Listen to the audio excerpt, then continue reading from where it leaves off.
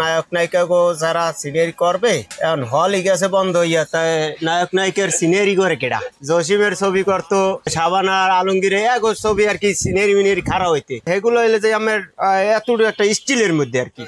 আর এরম তো আর রিক্সা ছিল না যে রিক্সায় করবে, এক একজনে এক এক কথা বলে। কেউ চায় চিল চায়, কেউ চায় আবার দেখা যায় মিনিয়ার চায়, আবার কেউ কয় যে আমার উপরে এটা না, হ্যাঁ আমার উপরে নিচে সিনিয়র দিয়ে দেবেন। দেখা যায় এই তিন পদ আছে এই গাড়ি তিনটার মধ্যে, আর তিনটার মালিকও তিনজন। এই জিনিসগুলো হইলে যে যারা গাড়ি নেয় হেরা নাম বললে দিয়ে যায়, আমরা নাম লিখকে দিই। হ্যাঁ গোজার নাম মায়ের দোয়া, নামাজ বেহেস্তের চাবি, নামাজ কায়েম করুন, আল্লাহর দান, ছেলে সন্তানের নাম। আবার কেউ কি করে কইয়া যায় যে বোর দোয়া লিখকে দেয়। শিবাগি মনে করেন গাড়িতে লেখা হয় মা বাবার দোয়া, নামাজ বেহেস্তের চাবি, এগুলোই লেখা হয়। দেখা যায় একটা জিনিস যদি সিনিয়রি মিনিয়রি যদি একটু ভালো হয় তাহলে ওই গাড়িটা লইয়া যায়, মালের দিকে চায় না। সিনিয়রি আছে সিনিয়রির কাজ করি। ধরেন এই গ্রামের দৃশ্য দেখা যায় বাঘ ভাল্লুকে আসে, ঘর বাড়ি এইসব জিনিস শুধু রিক্সায় মিশুক এতে আর্টিস্ট করা হয়। এটি আমার চাচার কাছ থেকে শিখছি, আমার চাচা এইসব কাজ করে, আমি তার কাছ থেকে এটি শিখছি। আমি 550 করছি রেক্সি নাইন, মনে হয় যে হারা এরকম পুরো কমপ্লিট করিয়া দেয়, তারপর আমি এই ফুডের উপরে ছাপা দিয়ে তারপরে এইগুলা খারি।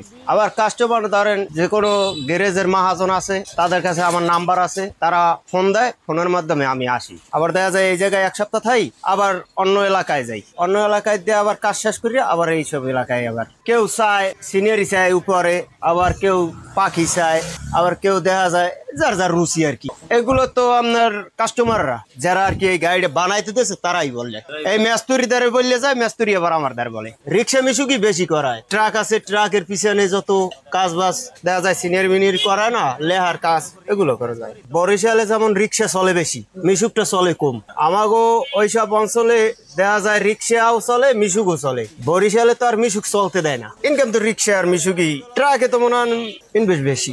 রং ছাড়া রং হ্যাগো মধ্যে আমার 1,500 টাকা দেয় খাওয়াইলে হইয়া।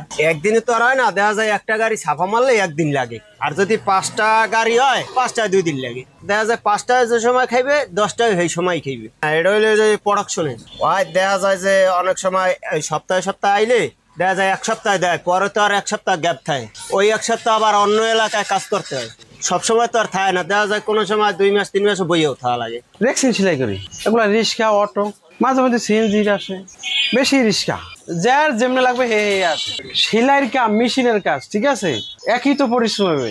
মাল বিক্রি করি যে যেমনি সাজা তার সাজা এলায় একটা রিক্সা সাজায় কমপ্লিট বিভিন্ন শোরুম দিয়া তারা বিক্রি করে। রিক্সা কেউ যদি ভালো জিনিস চায় আমার কাছে আসতে হবে। কিছু কিছু লোক আছে নিজস্ব গাড়ি, সে যদি ভালো মালই লাগাইবে, আর যে বেশি গাড়ির ব্যবসা করে হ্যাঁ তো অতটা দিয়া সম্ভব না ভালো দিয়া, সে যত শর্টকাটে অল্প ভিতরে সাইডে দিতে পারে।